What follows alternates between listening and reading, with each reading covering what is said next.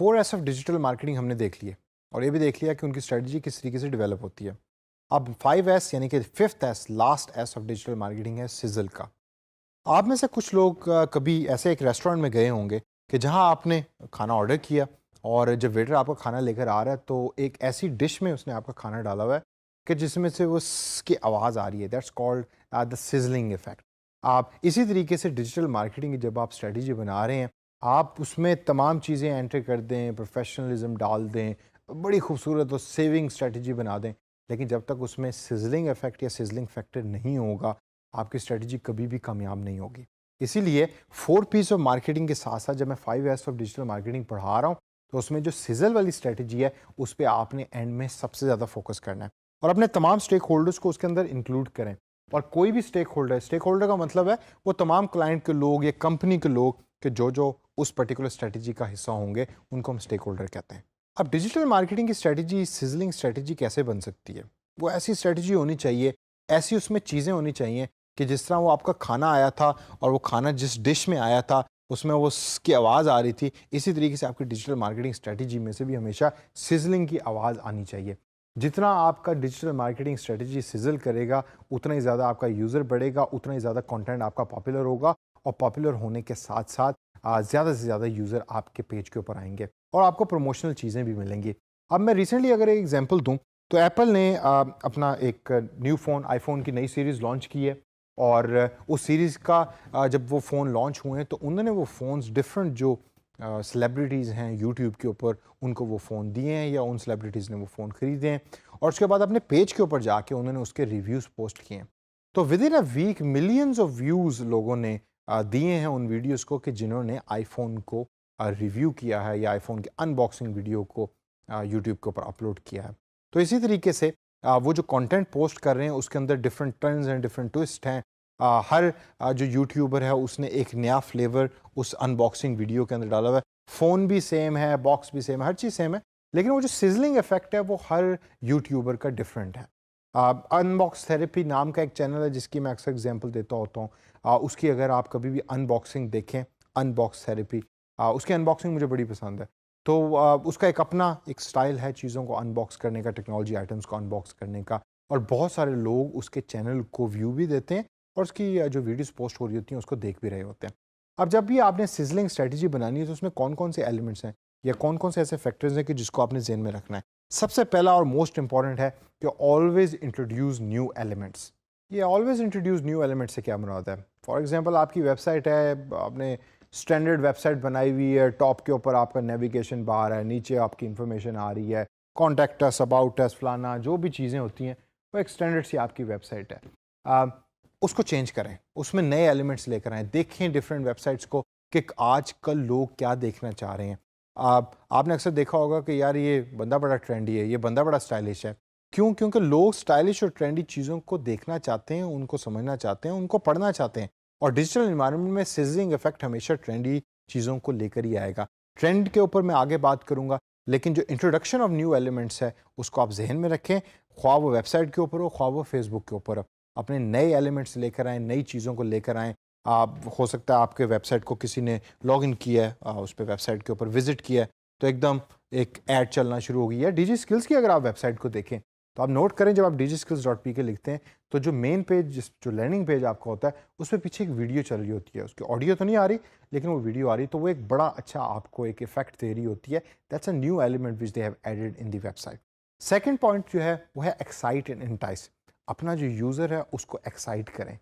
वो चाहता है कि वो आपके कंटेंट को पढ़े, वो चाहता है कि वो आपके कंटेंट को देखे, उसको रेगुलरली विजिट करे, लेकिन अगर उसमें कोई एक्साइटमेंट नहीं है तो वक्त के साथ साथ कोई ना कोई ऐसा आपका कंपेटिटर आ जाएगा कि जो उसी कंटेंट को अच्छे तरीके से एक्साइटमेंट के साथ प्रेजेंट कर रहा है, और जब वो करने लग जाएगा तो आपका यूज़र फिर आपसे हट के उस पर्टिकुलर नए यूट्यूबर या नए फेसबुकर के पास चला जाएगा और आप अपना यूज़र जो है वो खो देंगे।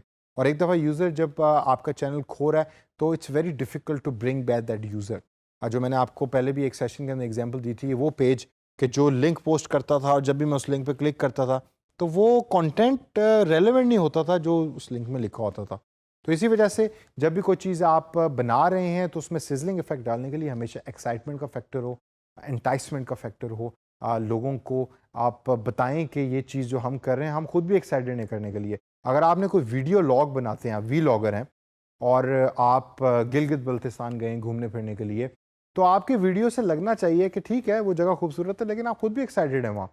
और उस वीडियोस को लोग देखें, उसका कंटेंट फ्रेश होना चाहिए और लोग उसको देखकर ये चाहें कि यार हम भी उस एरिया को विजिट करें और हम भी उसकी ब्यूटी के साथ या ब्यूटी से मुस्तफीद हों। तीसरे नंबर के ऊपर ब्रांडिंग। अक्सर डिजिटल मार्केटर्स हैं वो ये समझते हैं कि डिजिटल मार्केटिंग के अंदर ब्रांडिंग का कोई बहुत बड़ा रोल नहीं है, ये पुराने ज़माने की बातें होती थी। ऐसा बिल्कुल नहीं है। Branding is still relevant, branding is still important. आप अगर एक ब्रांड नहीं बना रहे तो आपके चांसेस बहुत कम हैं कि आप डिजिटल इन्वायरमेंट में सक्सेसफुल हो सकेंगे।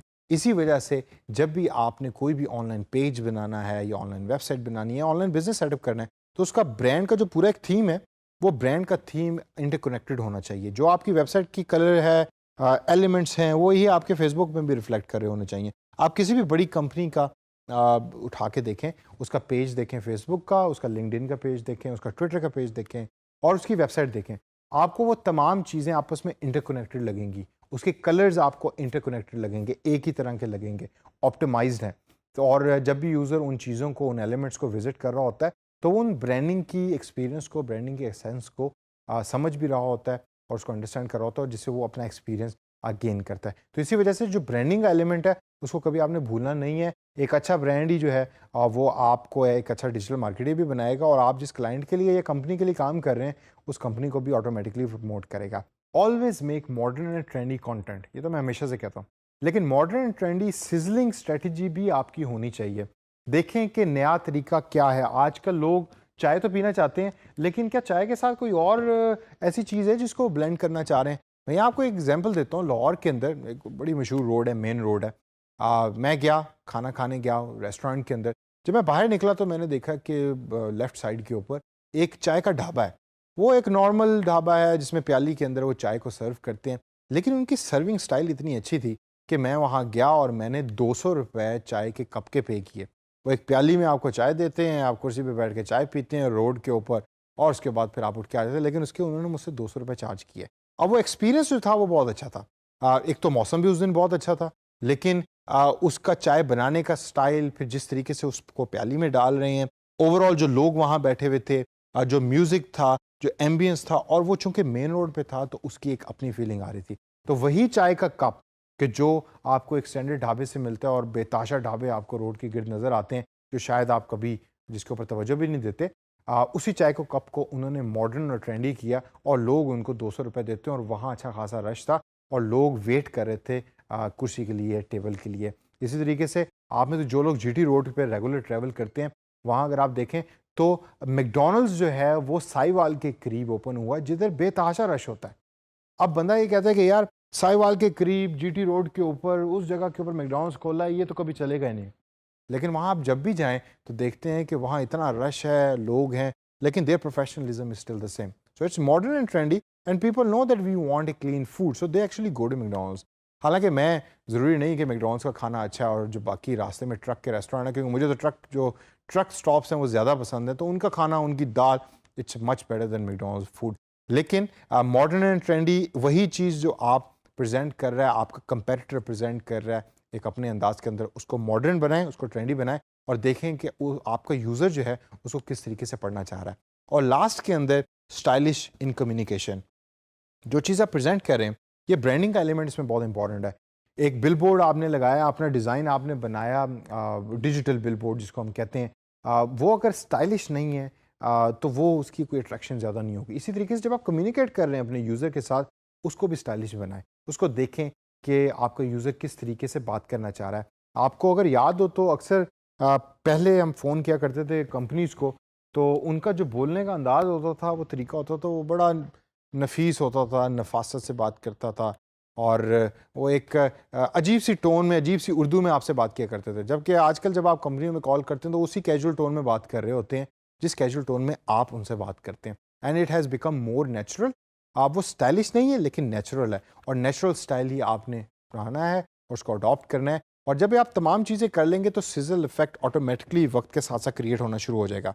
और सिजल इफेक्ट जब क्रिएट होगा तो आपका यूज़र आपके प्लेटफॉर्म पे रहेगा भी, वो नए यूज़र्स को भी लेके आएगा और ऑटोमेटिकली आपका डिजिटल मार्केटिंग प्लान सक्सेसफुल हो जाएगा।